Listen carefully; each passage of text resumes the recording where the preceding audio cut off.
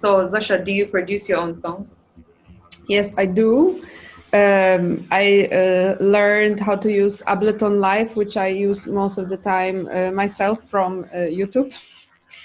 And you taught yourself? Yeah. And I don't have musical education and I don't read notes. So sometimes it's a little bit tricky for me to figure out how to approach writing a melody. But I develop a bit of like cheating techniques. So I prepared this 5-minute bassline recipe. So I would start with a MIDI track with the synthesizer on it and create a clip with 3 notes, so like a random chord. And then I would put an arpeggiator on that turns this chord into a pattern.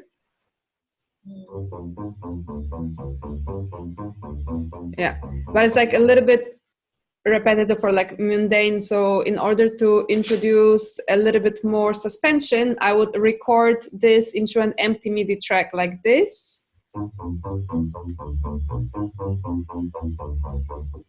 So then I have just the MIDI notes. Then I bring it back to the track where I have the synth on, and then I just take out some of the notes to create this like moments of suspension. So now it sounds like this.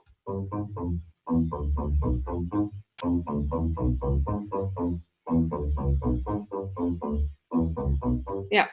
And then I would go on to create, like sculpt the sound more how I want it to sound. So I would start with the equalizer that allows me to cut off the low end, which maybe sounds a little bit counterintuitive because, oh, it's a bass synthesizer, you want a lot of bass, but actually the bass comes from the kick and you need to make space for it. So you would cut off a lot of the low end and then maybe bring out a little bit of the frequencies on the higher end of the spectrum. And in the middle, you can see here that I made this like, it looks like a camel.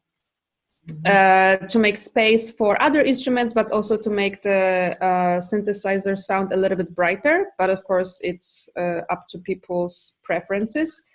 Then I would apply a compressor, which balances the dynamic range in the signal. And in my opinion, it makes the bass sound a little bit punchier. So now it sounds like this.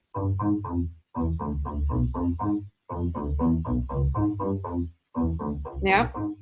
Then I always put a little bit of distortion, but not to a point when the sound like sounds really heavy and distorted, but just to introduce a little bit more frequencies. And then my number 1 track is always the chorus because I love the sound of the 80s.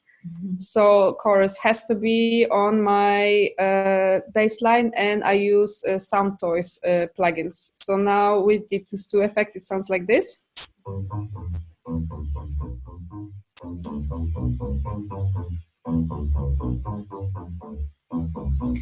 But it's still a little bit monotonous, so I like to introduce like a bit of variation. And in order to do that, I choose an LFO from the Max for Life section of Ableton. And you can actually map the LFO to any parameter here in this chain to make it animated. So it looks, if I now,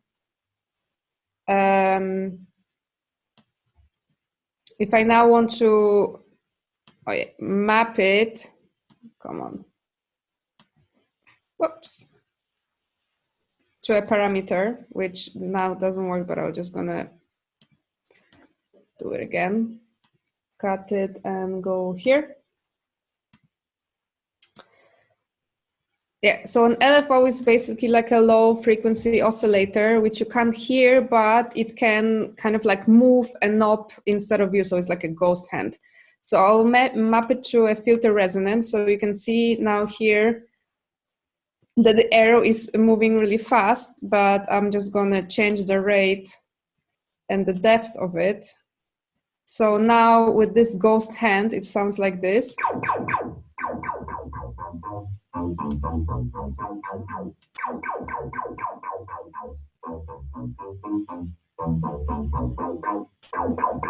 So the sound changes in time. And then you can go on and like process it a little bit further. I like to put some echo.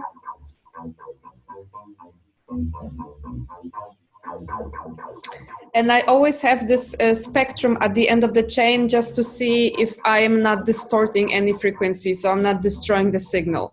And when I have this bass, I go on to launching some beat just to see if I like how it goes together.